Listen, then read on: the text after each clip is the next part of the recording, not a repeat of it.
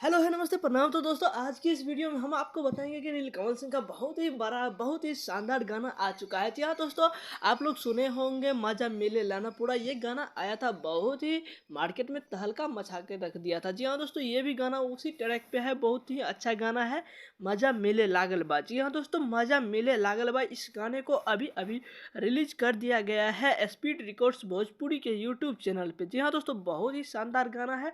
ये नीलकमल सिंह के आवाज़ में आपको देखने के लिए मिल जाएगा। जी हाँ दोस्तों, इस गाने को लिखे हैं आशुतोष तिवारी और इस गाने को म्यूजिक दिए हैं प्रियांशु सिंह। जी हाँ दोस्तों, बहुत ही शानदार बहुत ही धमाकेदार गाना होने वाला है। आप लोग जा कर के सुनिएगा और हमें कमेंट में बताइएगा कि आपको ये गाना कैसा लगा।